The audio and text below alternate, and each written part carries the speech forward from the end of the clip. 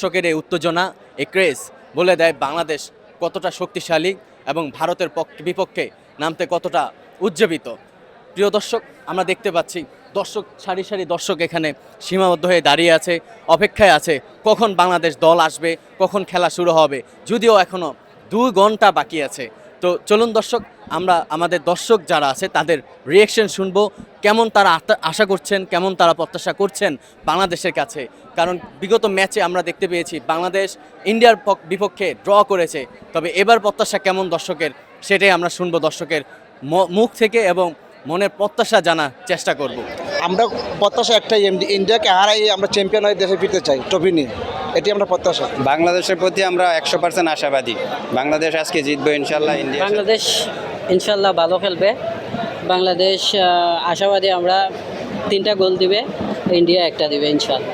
আশা এই মুহূর্তে ইন্ডিয়া দর্শক ইন্ডিয়ার টিম চলে আসছে, আমরা দেখতে পাচ্ছি ইন্ডিয়ার টিম একে একে করে মাঠে প্রবেশ করছে। দর্শকের ক্রেজ বাড়ছে এবং দর্শকের উত্তেজনা বাড়ছে।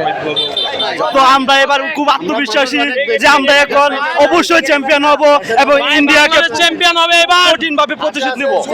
সুলেমান ব্রাদার্স 12-22 মাঠে চাই, নো 22-12 মেন বড় ডেঞ্জার স্ট্রং ম্যান। ইনশাআল্লাহ বাংলাদেশ চ্যাম্পিয়ন হয়ে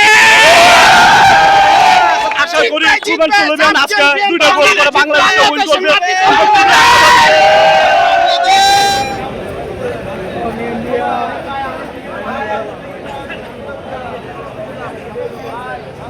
প্রিয় দর্শক, আপনারা দেখতে পাচ্ছেন আমার পিছনে বাংলাদেশ টিম বাস এবং ইন্ডিয়ার টিম বাস চলে এসেছে।